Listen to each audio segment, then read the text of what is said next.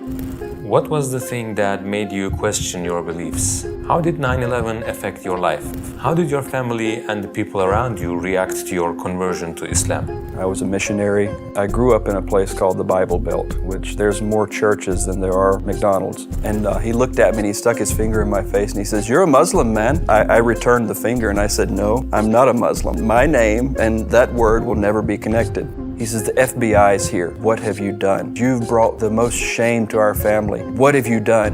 And the guy puts a Kalashnikov. The two people that were with me, they just hit the ground. I looked and I said, "La ilaha illallah Muhammadur Rasulullah." Assalamu alaikum wa rahmatullahi wa barakatuh. I'm Harun, the American Muslim revert. I'm 43 years old. I live in South Mississippi. I have a farm. I'm a farmer. I've been a Muslim since 1998, 99, somewhere right around there. I lived in Saudi Arabia, moved there when I was 20. I lived there for 10 years. After that, I moved back to the United States, where I live now. What was the thing that made you question your beliefs? So I was a Southern Baptist Christian. I grew up in a place called the Bible Belt, which there's more churches than there are McDonald's. I studied the Bible. I was a youth minister. I was a missionary. I served in a mission in Guatemala.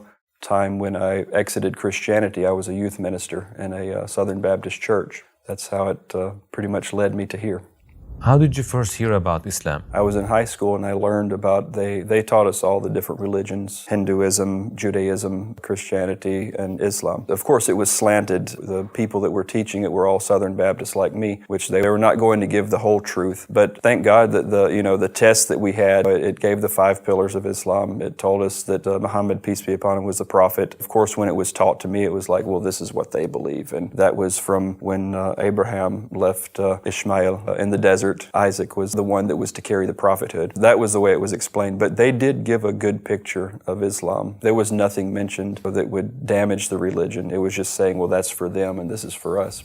What was the thing that made you question your beliefs? So reading the Bible in the New Testament, studying Jesus, peace be upon him, with the Christian belief that Jesus was God and he was also the Son of God, that's what took me away, because he never said, "I'm your God, pray to me." It came later on with the Apostle Paul or Saul. And also in the book of Matthew, there's a place where he was with 3 of the, we'll say Sahaba, he was with the 3 of the apostles, and he was going into a garden where he told these 3, he says, "Wait here, because if they find me, they'll kill me." That was a very human trait. That's something that if a God was saying something like that, it would be like, "I don't care what you do, I'm going to go here, I'm not worried." So at least that was the thing that I knew was true. And then I prayed to God alone. And that was the, I say, evolution of how I became Muslim. Can you tell us about your journey from Christianity to Islam? I'll tell you the story how it happened. I had to have been 19, probably right around 20. I was driving to church. I was going to teach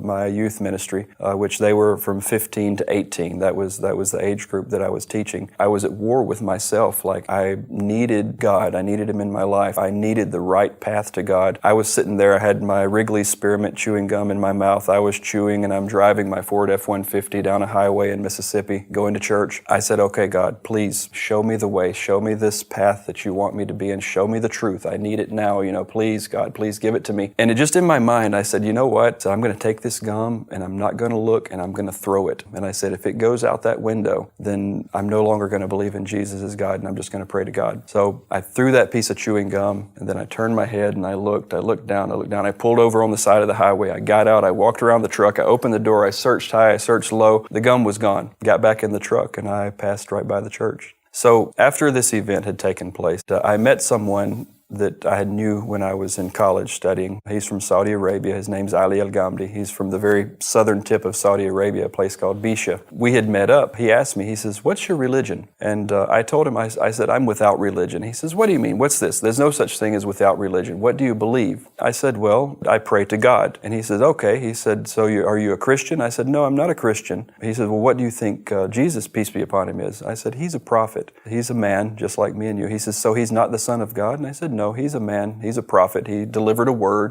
and he delivered a message, and I believe what he said was true. And he said, okay. He says, well, what do you think about the Prophet Muhammad, peace be upon him? And I said, well, he says, do you think he's a prophet? I said, yeah, I do. I said, I think he's a prophet. He had a word also, but I don't believe that was for me. I believe that it was for a different group of people. And he looked at me and he stuck his finger in my face and he says, you're a Muslim, man. And then I returned the finger and I said, no. I said, I'm not a Muslim, and my name and that word will never be connected. So that day, there was something inside me. It was like a dot. There was some type of dot that had been put in my heart. So back in the day, I had my old Packard Bell. It was not many people know what a Packard Bell is today. They don't exist. And so I would go on there and I would ask Jeeves, which Jeeves was the Google of today back then. So I would go and ask Jeeves, just type in Islamic topics. One day I'd come home from work and I was, just following my normal routine, come home from work, take off my shoes and everything, get comfortable, and sat down at my computer. What is Islam? Give the 5 pillars of Islam. When I read them, for some reason, I read La ilaha illallah Muhammad Rasulullah, and I said, I believe that. And then I read, make Hajj, to fast, to pay zakat, to pray. Every pillar that I read, it was like something had opened. I can't explain it. It was like if my heart was being painted or a light was opening inside me. Then once I had finished reading all the 5 pillars, I knew that I couldn't go any other direction. That was the only direction that I could go. And there was a link. It said how to be Muslim. So I clicked that link and there was a small PDF that opened up. I'm holding this piece of paper and then I went to the bathroom. I took my Shahada in a bathroom. By myself, I went in the bathroom. La ilaha illallah Muhammad Rasulullah. I washed myself in the bathroom, and then from that point, I started praying. And your family, how was their reaction? So one day I was praying, and I forgot to lock the door. The door opens, and Ali, he comes in. He says, "Oh, hey," what are you doing? And I'm standing in prayer. He walks away, and then I finished prayer, and I kind of tiptoed in the living room there, and he's sitting on the couch. He says, "Are you making fun of me?" He says, "You're making fun of my religion?" And I sat down beside him and I sat there and I said, "Ali," I said, "I have something I need to tell you." And I said, I'm Muslim. I took my Shahada. And subhanAllah, this guy, it's like he took his Shahada that day. We weren't on the best of paths, in those days. We did things we weren't supposed to. And that day was when this group of all of the Saudi Shabab, it was like they become Muslim. They wanted to be good because they saw me and they wanted to be good examples. At that time, Ali, he says, "Well, we have to go to the mosque. Have you been to the mosque?" I said, "No, I don't know. I don't know anything about the mosque." He says, "So we have to go to the mosque." So that Friday, that Jummah, was a homecoming. I was hugged and kissed and picked up and, shown off and taken to this one and taken to that one, invited for dinners for days. I probably didn't spend money after that for 2 months because they all wanted me to eat in their home. And it was the most beautiful thing was when I first went to that mosque there in Pensacola. It was a wonderful time. So my grandfather had a heart attack. He was in the hospital, and I had driven back from Pensacola, Florida, where I was living, to be there with him. In the hospitals, we have a waiting room, and there's a telephone there, and there's always someone sitting near that phone answering for all the families for people who are having surgeries. So I was sitting there, and my brothers in Islam knew that I was, my grandfather was ill, and there was a Saudi brother, his name was Muhammad al-Atabi, sitting there, and the phone rings, and my aunt, she's the loudest one in our family, her voice carries for miles. Phone rings, she grabs the phone. I didn't know the conversation. I'm just assuming what he told her was, "Is Harun there?" And then my aunt, Harun, is there a Harun here? Harun family? And I just I sink down in my chair. And then Muhammad, he tells, "Oh, wait, Carly, is Carly there?" And then my aunt's curious now. She's wondering. So I hear, "Huh? Carly? Islam? So Islam? Huh." She does that and she passes the phone to me and I'm, "Yes, hello. Alaikum salam. Yeah, okay, I gotta go. Bye." So at that point, my whole family found out all at once. They all knew. And the response was, "Huh." It was very simple. What was the major change for you after becoming a Muslim? So the Saleh al-Ghamdi, he told me, he says, okay, he says, you're Muslim now. He says, I have a company. You're going to do good in Saudi Arabia. Come to Saudi and let's work. I moved there to Saudi Arabia. Immediately when I got there, Salah had taken me to a place it's called Jubail, Saudi Arabia. It's Marcus de Jaliat Dawah Center. They educated me, and I learned from some of the best people there. You know, I just sat back and watched and just telling my story. You know, we would be in front of a group of 2,000 people just talking. You know, we'd be telling them how we embraced Islam. They just loved to sit and to listen to what we had to say. That was how I got to Saudi. Can you tell us about an unforgettable event that happened in the Dawah Center? It was a prayer time, and I was coming there to the Dawah Center. So you have, in front of the masjid, there's a bathroom, and then right after there's a big open area, and then you can go inside the masjid, and then you have upstairs the Dawah Center and all. So I came walking up, and there were 3 people standing there, 3 from India. I could tell they were Hindu from the gold rings that they were wearing, the gold necklaces. So I walked up, and I said, do you need some help? They pointed, they said, oh, this place is for Muslims only. And I told him, no. I said, it's for anyone. Anyone can come inside. It's a Dawah center. You know, that's basically propagating the religion of Islam. And he says, no, it says Muslims only. And then I looked, and up on where the bathroom, it says Muslims only. And I said, oh, that's for the bathroom, and I don't even know why that's there. That shouldn't be there. I said, you can come inside and see the place. He says, no, this is for Muslims only. We're not going in. So there was a bucket of water that was connected to the air conditioner catching the condensation to water the flowers. So I took that bucket of water and I dumped it in the flowers. I turned it upside down and I stood on top of it and I pulled that sign, Muslims only, off of it, and then I set the sign in that bucket and set it back where it was. And they thought like we're going to jail. We're all going to jail. We're done. And I was like, no, wait, don't run. Come back. Come, please. There was one Saudi guy there. He's like, oh, what did you do? What happened? I said, just stay away. Just wait. I'll talk to you later. I brought these 3 guys in the mosque, and they were terrified. You could just see the whites of their eyes. They were so scared to be inside there. And I said, okay, look, I said, we're fixing to pray. I said, y'all sit back here, watch what we do. Then I'm going to be back. I'll talk to you. You know, after prayer, got there, got all my guys, all my Indians, Pakistanis and Filipinos. We all sat there in our circle. They were bringing books for them and everything in their language. We got to talking to them and telling them, you know, the basis of our religion. 2 of those brothers, they both embraced Islam on the spot. They prayed the next prayer. We went to eat. We ate together. But the third one, he was hesitant, and I felt from him he was there. He knew what we were saying was true, but I felt there was something else holding him back. So about 2 days passed, and I went to his labor camp. And this labor camp is just a bunch of men living in a place, shared accommodations, shared bathrooms, not the best of living conditions. And I went there to him. He was in one room with probably about 5 or 6 other people. They were all Hindu. They were all looking at me, and I'm, talking about Islam and everything. And then they're all looking at him, and they're saying like, what are you doing? So at that point, I knew what was going on with him, is that he was afraid what they were going to say or what they were going to do. So we left that night, took him out to eat and everything, and then he took his shahada that night. But he said, I can't tell anyone. And the brothers around me at that time, they said, it's okay, no problem. You keep it in your heart until you feel that you're safe, that you can come out and you can tell people. I told him I did the same thing. I didn't know that I wasn't supposed. I felt bad when I embraced and I didn't tell people, because I felt I believed something so strongly that I need to tell it. I was just afraid that I had the same fear that he did. He got the good advice. He got the right way. And that's the first 3. Inshallah, from those 3, you never know. You don't know what's coming from them. It's like a tree. Those 3 could be millions in the future.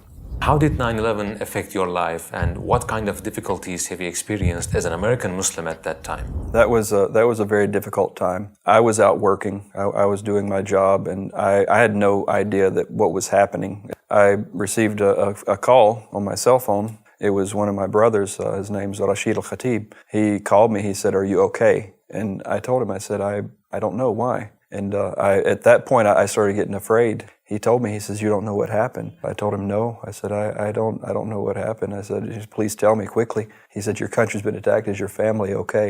I told him, I said, "No." I said, "I don't know what's going on. What happened?" He says, "The World Towers have been attacked, and the Pentagon also has been attacked." And he says, "Where are you?" And I said, "I'm right here at this place." And he drove to me.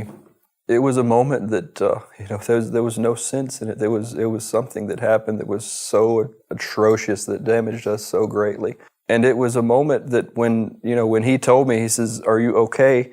And is your family okay?" It was terrifying. And then I started to think, like, all of the people, the children that were inside. There was a daycare center inside there for the people that worked there. After he took me home. He said, "You're staying with me for a few days." Because we had no idea what was happening. We didn't know where it was coming from. We didn't know what was going to happen next. I received a phone call from my brother, and he said to me, he says, "What have you done?" And I said, "Wait, hold on a minute. What do you mean?" He says, "You've brought the most shame to our family than anything. What have you done?" And I said, "Jamie," I said, "wait a second." I said, "Hold on." I said, "What's happened?" He says, "The FBI's here. They've come here and they're asking questions about you." And I said, "Okay." I said, "There's just rest assured, there's nothing, I've done nothing wrong." He says, "You run away from the United States and you ran to this terrorist group." I said, "Just please calm down." I said, "Give me the telephone number of the FBI agent. I'm going to call them and I'm going to get this straightened out." So what had happened is the FBI agent went to my grandfather that I spoke of earlier. When the FBI agent knocked on the door, hold up their badges to an old man like that with already a pre-existing condition, he had to go to the hospital. They had to rush him to the emergency room because he hit the floor. I got the number of this FBI agent. I called it up and I was infuriated. I was so angry at that point. And I had got on the phone with him and I said, "Yes." I said, "This is Carly Dodrell. I heard that you're looking for me." He says, "Oh yes, Mr. Dodrell, where are you? We've been searching everywhere for you." And I told him, I said, "Well, you being the FBI, if you have any sense, you'll contact the consulate where I'm registered and I'm living here in Saudi Arabia. I'm not hiding from anyone." He says, "Well, we need to talk to you. We've been searching for you and we need to ask you some questions." And I said, "Okay." I said, "But first, if you go to another family member of mine, when I get back to the United States, I will find you. I will come to you where you are at in your office and I will teach you a lesson you'll never forget." He said, "Do you understand you're threatening me?" I said, "Yes, I understand that." I said, "I am threatening you." I said, "You will not go to another family member, friend, or anyone else that is related to me." He says, "Okay, well, we need to ask you some questions." So he starts asking about Al-Ghamdis and he starts asking about all these people. I told him, I said, "Look, let's make a long story short. If any of my brothers are involved and were a part of this thing that happened," I said, "I'm involved as well." He says, "Wait," he says, "Do you understand what you're saying?" I said, "Yes, I understand very well." I said, "We were students, we were workers, we were, sometimes we barely had money to get food that we wanted or, go out and do things." I said, "There's no way that any of them could have had any part in this, what had happened." I said, "Furthermore, it's not even an act of Islam. It's an act of a terrorist, which is not what we are." So the conversation went a little bit farther, but there was one thing for sure, that I didn't want to, harm my family. I didn't want people to think that I was part of this. Yeah, September 11th was not an act of Islam. It's very defined in our religion that if you take the life of any innocent, if you take your own life, you're excluded, you're out. There are some people that have been misguided, that do have evil and hatred, and they are lovers of this life. They're not really followers of our religion, because our religion promotes peace and submission to one God. And it's in the name. Salam is salam, and that's peace. If our religion is named peace, how can it be that this religion is such terrorist and horrible people? If you just go and you follow the teachings and you read the Quran and you read the Sunnah of the Prophet, then you're going to know what this religion is. You cannot take this religion from what one person said or what one website said or what one preacher had published a book about. You need to go and look at it yourself and you will find the truth. But the only way that you're going to have the truth in your heart is asking God to bring it into your heart. You must go and submit yourself, open yourself up to God. If you believe in God, open yourself up and let Him show you the right way.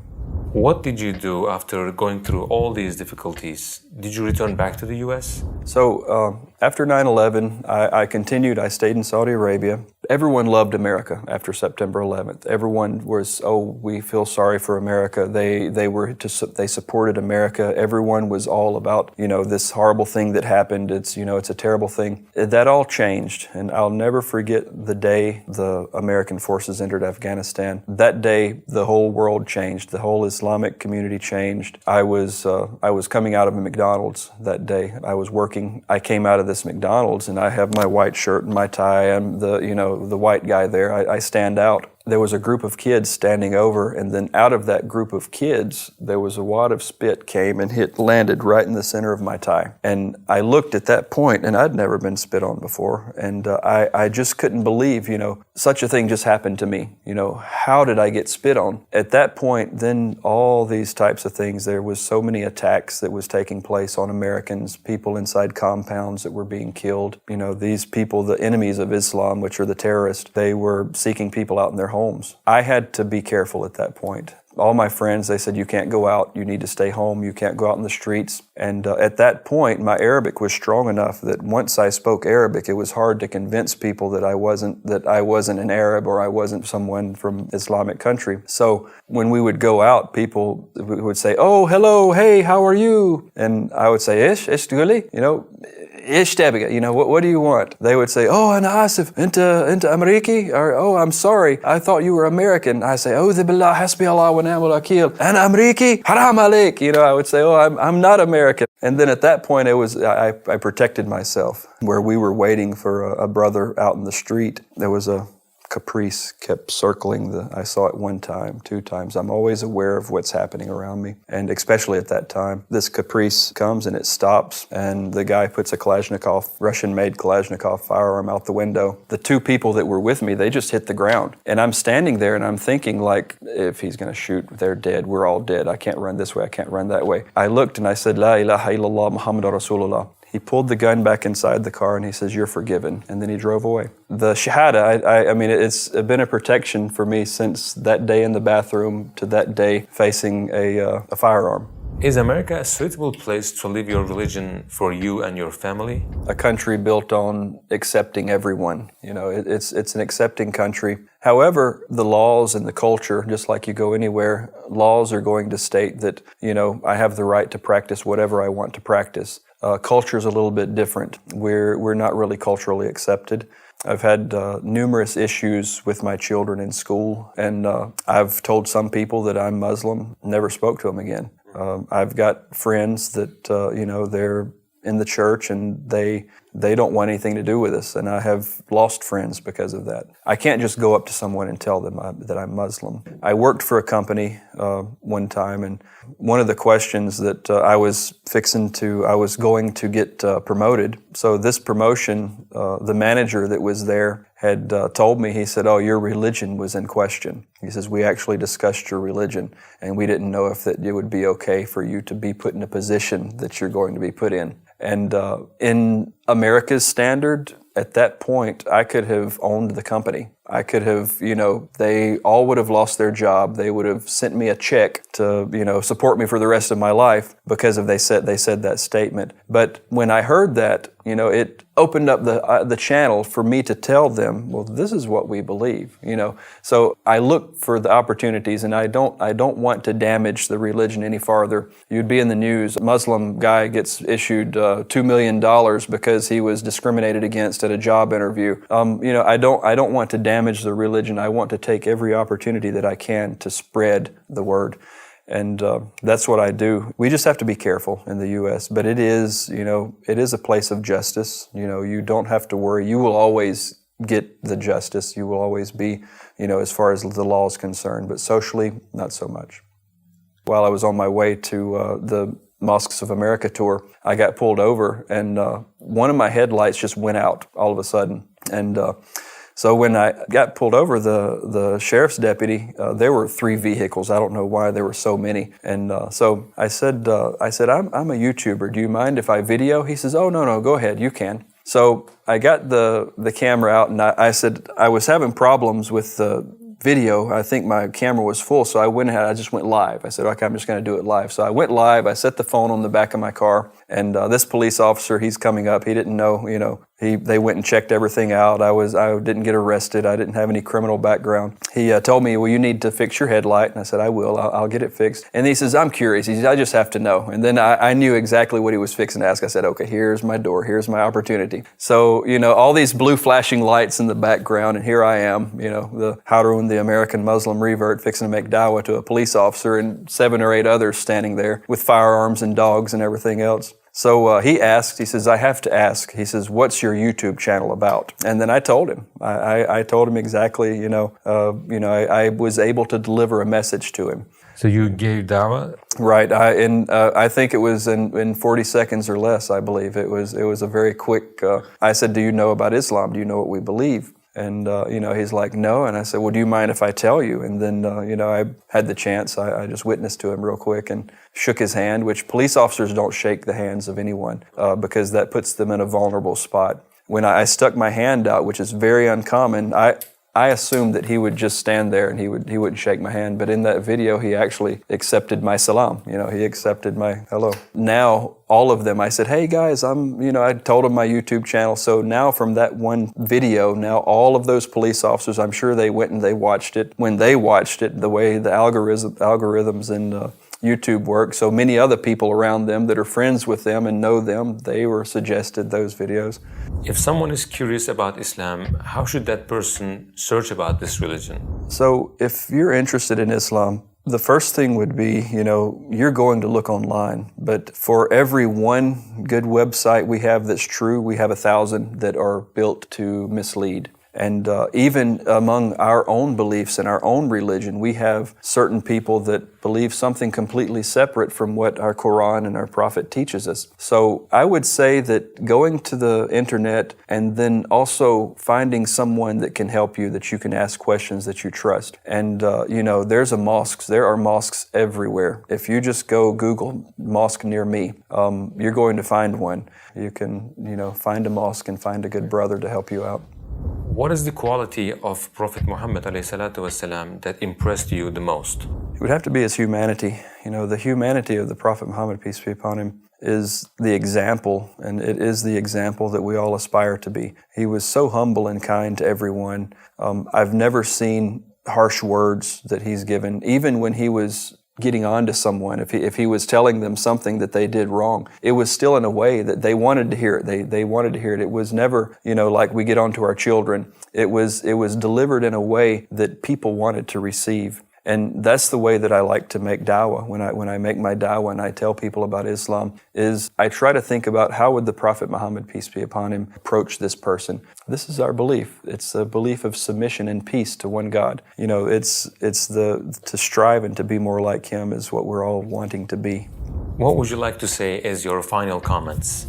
So, my final comments is that I've been given so much and I've been rewarded with this wonderful things that I have, and now I want to give myself back. My journey is right now, and inshallah for the rest of my life, is I want to be in mosques, I want to be in dawah centers, I want to be inside your homes from your mobile device to your televisions. I want to be able to be heard, and I want my word, and which is the words of Allah subhanahu wa ta'ala, to be heard throughout the world and to be accepted, inshallah. It was a wonderful interview. Thank you for coming. Alhamdulillah.